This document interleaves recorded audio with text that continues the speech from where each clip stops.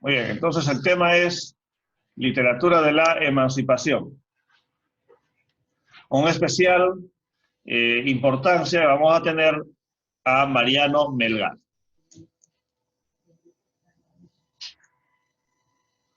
Hay alguien que se está uniendo.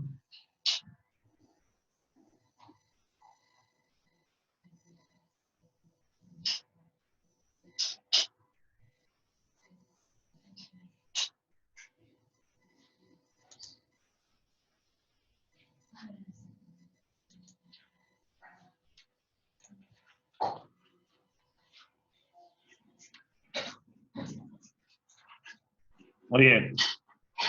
Bienvenida, Xiomara. Se está uniendo a esta reunión. Bien. Entonces le decía, bien, ahí alguien más se está uniendo todavía a la reunión. Vamos a ver. Samir.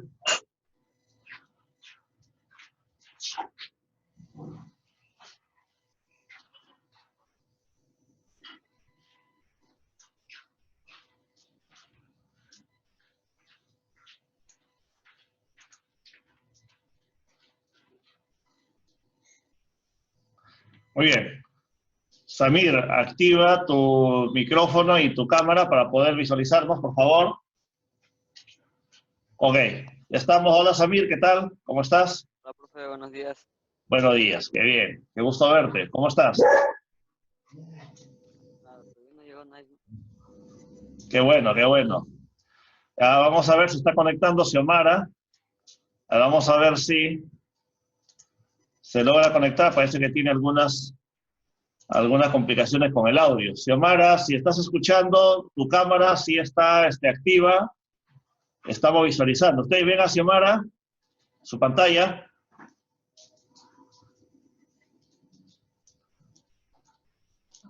Bueno, ya contó. Bueno, entonces le decía, hoy día vamos a ver dos temas. ¿Ya? El tema 1 va a ser de literatura.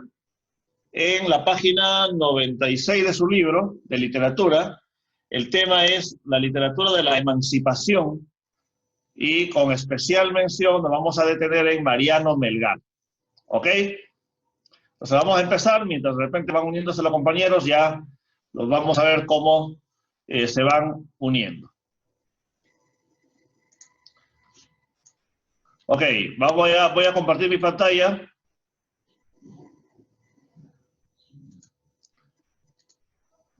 Muy bien. La literatura de la emancipación es la literatura que se desarrolla durante el periodo justamente llamado pues periodo de emancipación. Si ustedes recuerdan sus clases de historia, ¿no? La emancipación es un periodo que inicia en 1780 con la revolución de Túpac Amaru, que fue un hecho muy importante para la historia del Perú, ¿no? Y concluye en 1827 con el final de la dictadura de Simón Bolívar.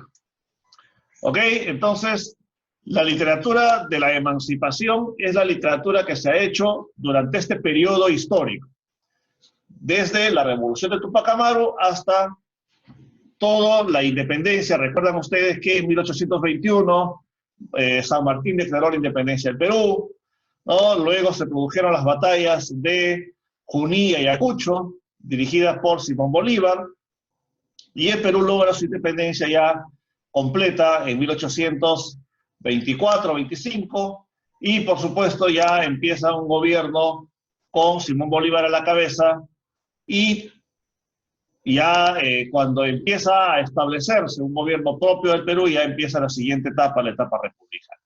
Ok, entonces, la literatura de la emancipación es la literatura de este periodo, ¿no? Está muy relacionada a sus clases de historia, este tema de literatura.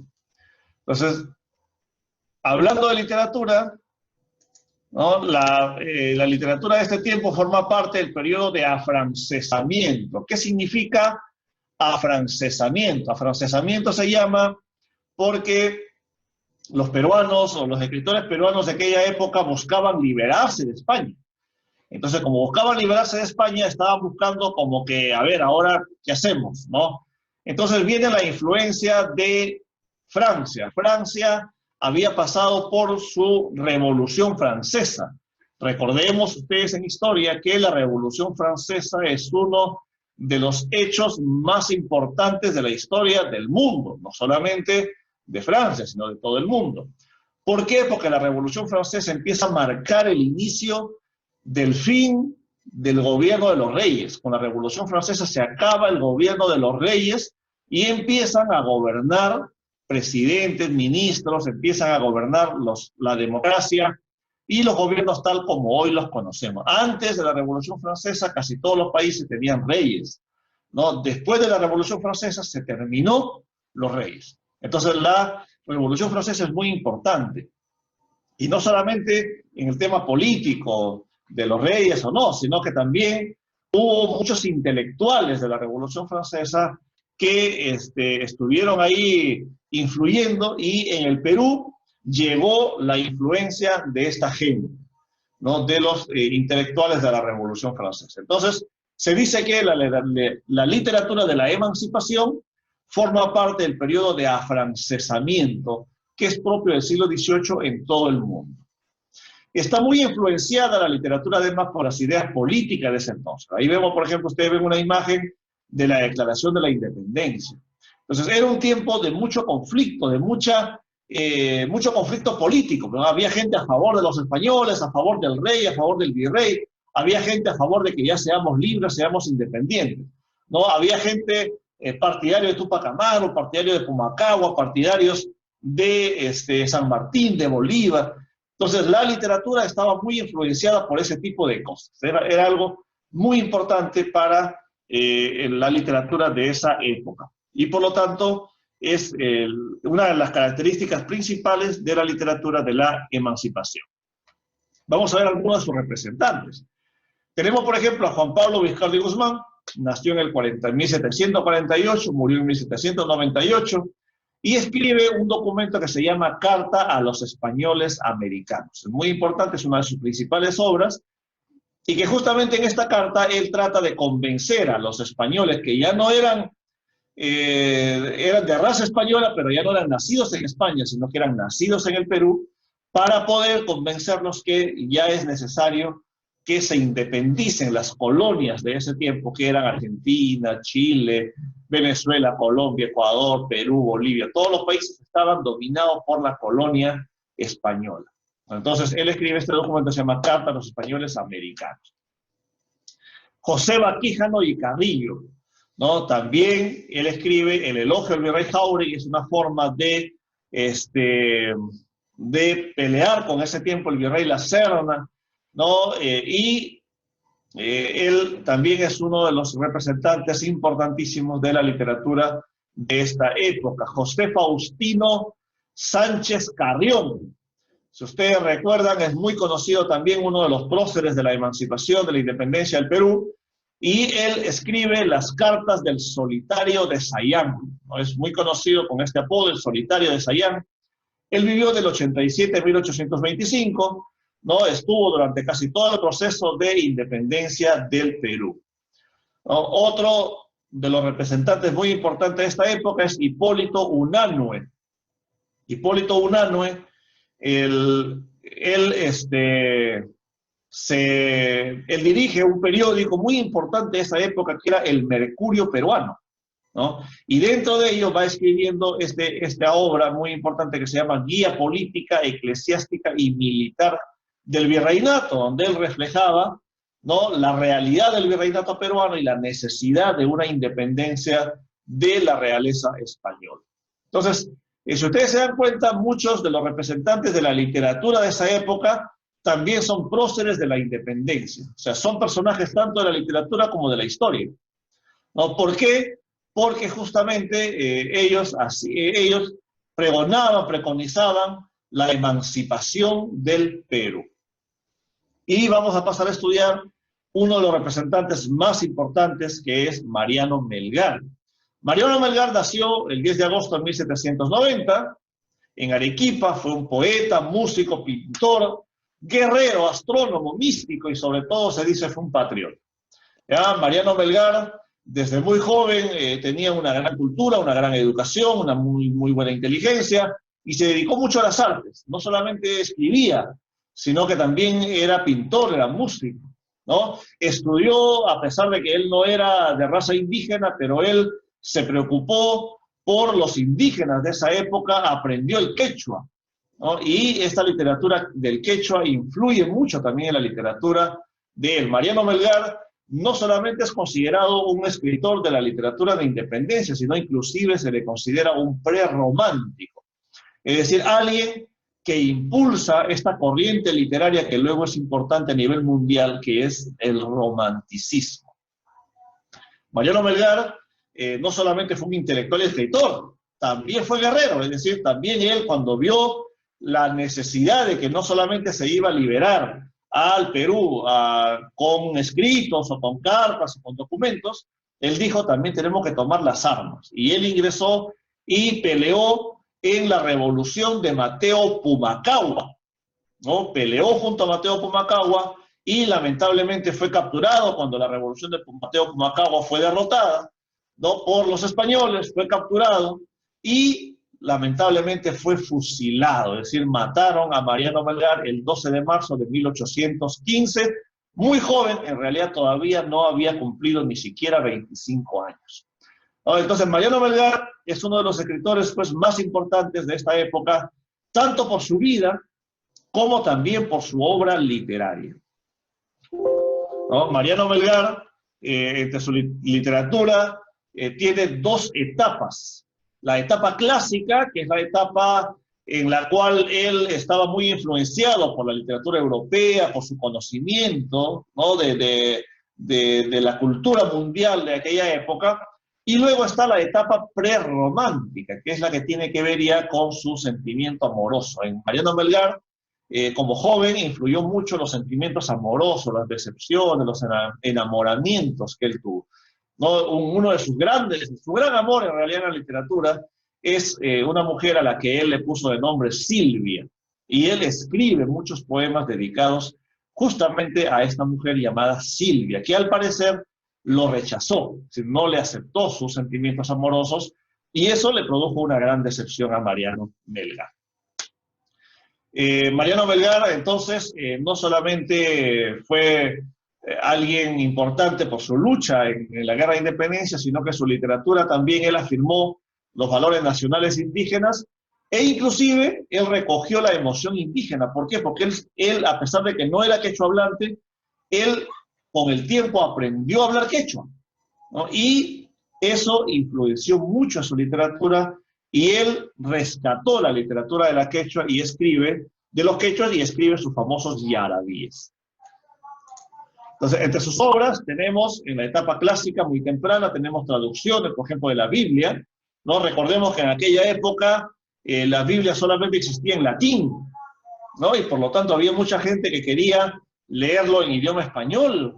Entonces, Mariano Melgar tradujo muchos pasajes de la Biblia, ¿no? Del latín al español, ¿no? Además, tradujo a autores clásicos de Roma, como son Virgilio y Ovidio, ¿no? Porque él pensaba eran escritores muy importantes para que la gente que leía castellano o español en aquella época pudieran también conocerlo. Escribió poemas como A la Libertad, Al Conde de la Vista Florida, a Silvia o La Mujer, que es un poema donde él hace un elogio del trabajo, de la función que cumple la mujer en aquella época, sobre todo en la campiña arequipeña.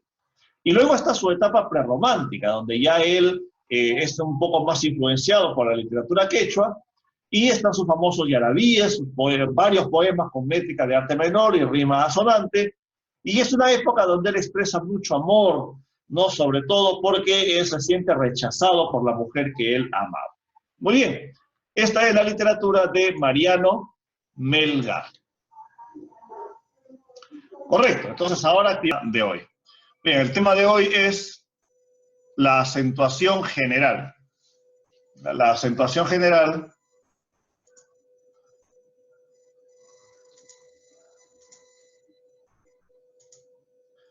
que es, en todo caso, cómo se acentúan las palabras. ¿Ya? Esto va a ser nuestro tema del día de hoy, es bastante sencillo, está en la página 8 de su libro de competencia lingüística, es el tema 2. Correcto. Vamos a avanzar. ¿Qué es el acento, en primer lugar? El acento es la mayor fuerza de voz que se pronuncia una sílaba dentro de una palabra. Una palabra cuando tiene una sola sílaba, por ejemplo, sol o pan, pues no hay problema. Pero ¿qué pasa cuando hay varias sílabas? Por ejemplo, sofá. Entonces, uno tiene que pronunciar una sílaba con más fuerza que las otras. Porque cuando uno le cambia el acento o la mayor fuerza de voz, entonces resulta una palabra que a veces suena muy distinta. Una cosa es sofá y otra cosa es sofa. Entonces, la pronunciación o la mayor fuerza de voz con que yo pronuncio una palabra es la que me va a dar el sentido a una palabra. Hay palabras que inclusive al cambiarle la mayor fuerza de voz puede cambiar el significado y puedo hablar de una cosa totalmente distinta. Por ejemplo, una cosa es revolver y otra cosa es revólver.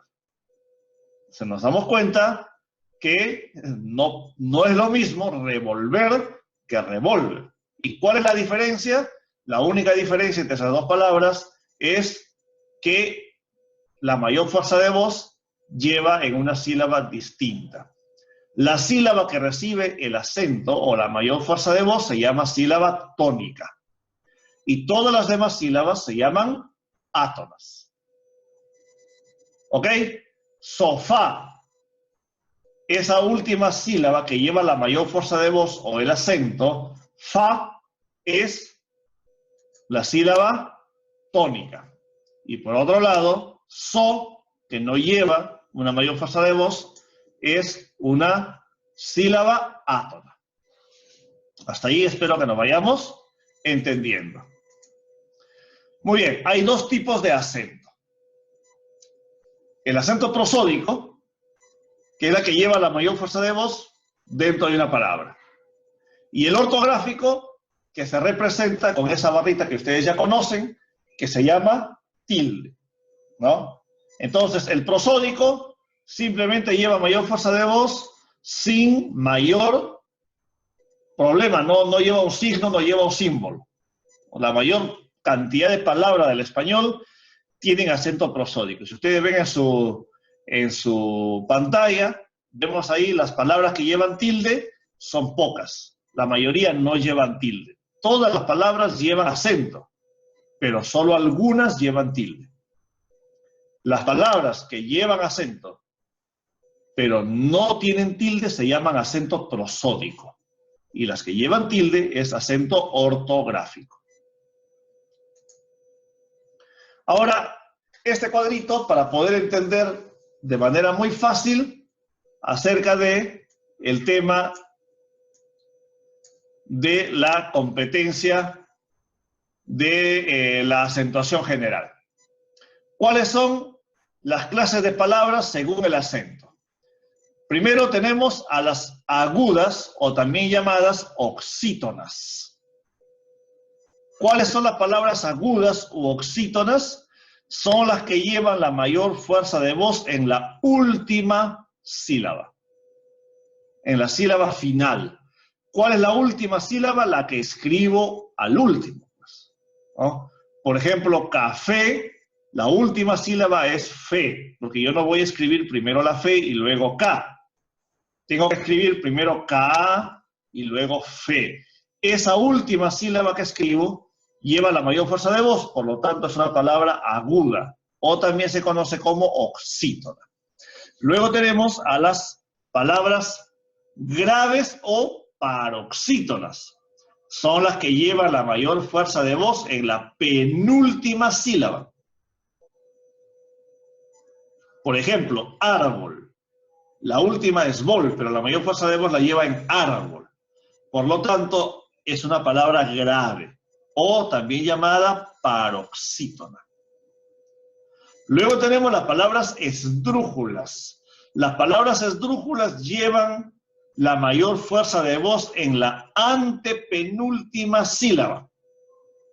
Si contamos desde el último, tenemos que contar 3 sílabas, ¿no? La tercera, desde la última. Ecológico.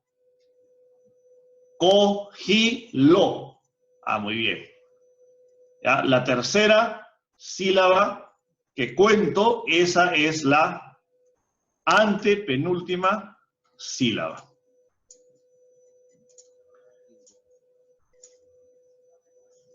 A las palabras esdrújulas también se les conoce como proparoxítonas. Y luego tenemos, por último, las sobreesdrújulas, que también son conocidas como superproparoxítonas. Es una palabra un poco complicada, pero ¿no? Simplemente se le va agregando más prefijos, ¿no? Y son las palabras que llevan la mayor fuerza de voz en la antepenúltima sílaba. ¿Ya? Ok, repasemos. Agudas, última sílaba. Graves, penúltima sílaba. Esdrújulas, antepenúltima sílaba. Sobreesdrújulas, antepenúltima sílaba. Para resumirlo de esta manera. Ahora, ¿cuándo se tildan y cuándo no se tildan las palabras? Las palabras agudas se tildan cuando terminan en N, S o vocal. ¿Ya? Las palabras agudas se tildan cuando terminan en N, S o vocal. Ahí vemos en su pantalla algunos ejemplos. Mantel es aguda, por supuesto. ¿Dónde lleva la mayor fuerza de voz? En el. Mantel. Tel. Feliz, escuchar. Un truco. Si es que tienen alguna duda acerca de si una palabra es aguda o es grave o es esdrújula, les cuesta un poco de problemas identificarla, lo que pueden hacer ustedes es cambiar la mayor fuerza de voz a diferentes sílabas para poder identificarlas. Por ejemplo, si yo tengo la palabra mantel, puedo cambiar, ¿es mantel o es mantel? Pues me doy cuenta que la palabra correcta no es mantel, sino la palabra correcta es mantel. Por lo tanto, la mayor fuerza de voz está en la última sílaba, mantel. ¿Ah? Si yo tengo la palabra teléfono, entonces puedo cambiar, ¿es teléfono o es teléfono o es teléfono? ¿Cuál es la palabra correcta? Teléfono. ¿La palabra correcta es celular o es celular o es celular? La palabra correcta es celular. Muy bien. Entonces, de esa manera voy identificando las palabras y la mayor fuerza de voz. Muy bien, volvemos a los ejemplos. Mantel, feliz, escuchar, son palabras agudas y no se tildan. ¿Por qué? Porque la letra final no es N, ni S, ni es vocal. ¿Nos damos cuenta? Mantel termina en L, feliz termina en Z, escuchar termina en R, por lo tanto no se tildan. En cambio, tenemos Yasmín, burgués, maní, que son palabras agudas y sí se tildan. ¿Por qué se tildan? Porque terminan en N, S o alguna vocal. Entonces, ¿se tilda canción? Sí, se tilda canción. ¿Se tilda cajón? Sí, porque termina en N, cajón. ¿Se tilda café? Sí, porque termina en vocal, E, café. ¿Se tilda sofá? Claro que sí, porque termina en A, es una vocal. Muy bien. Vamos a las palabras graves. Las palabras graves es un poco, podríamos decir casi al revés de las palabras agudas. Se tildan cuando terminan en cualquier letra menos N, S o vocal. O sea, es al contrario de las palabras agudas. Las palabras agudas se tildan cuando terminan en N, S o vocal, Y las palabras graves se tildan cuando terminan en cualquier letra, menos en NS o vocal. Veamos algunos ejemplos. Joven, sutiles, sincero. Terminan en N, S o vocal. Son palabras graves, pero no se tildan. Por otro lado tenemos fértil, tenemos ágil y tenemos carácter. Estas palabras son palabras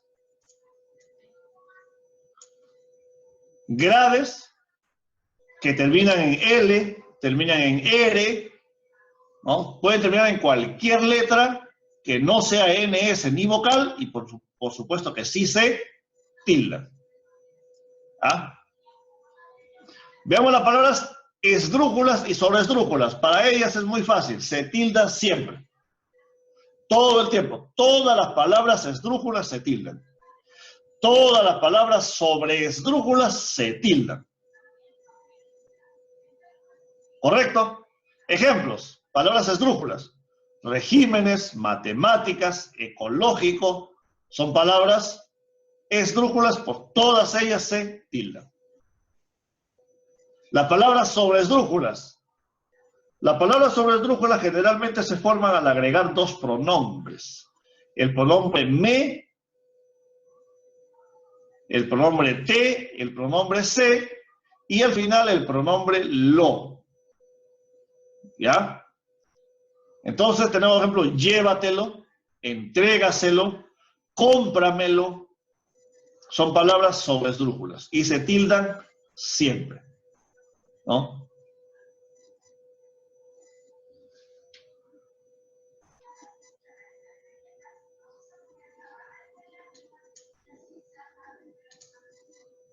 Ahora, algunas reglas especiales. Las reglas especiales son las reglas que salen un poquito afuera de lo normal, por así decirlo. ¿Ya? O en todo caso, para tener en cuenta qué es lo que sucede en estos casos.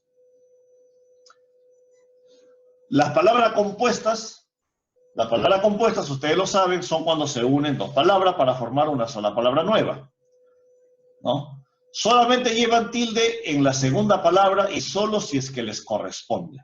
Pero obviamente no pueden llevar tilde en la primera palabra. Ahí tenemos un ejemplo, decimoséptimo. Décimo lleva tilde, séptimo lleva tilde. Cuando se unen, solamente la segunda lleva tilde, porque no puede haber en el idioma español una palabra que lleve dos tildes. Eso no existe. En el idioma español, la acentuación es en una sílaba tónica, una. En cada palabra, una sílaba lleva la mayor fuerza de voz. Entonces, decimoséptimo lleva tilde en la palabra séptimo. Es una palabra esdrújula, lleva tilde. Cuando las palabras están separadas con guión, ahí sí conservan su tilde, si es que lo tienen. Cuando están separadas con guión, porque son dos palabras distintas. Por ejemplo, físico-químico, ¿no? La división del núcleo del átomo es un fenómeno físico-químico. Físico-químico. Son dos palabras separadas y cada una de ellas lleva tilde si es que les corresponde. Eso es muy importante entenderlo. De repente unimos dos palabras que no llevan tilde, por lo tanto, pues no hay ningún problema, ¿ya? Es decir, cuando van separadas por guión, se trabajan de manera independiente.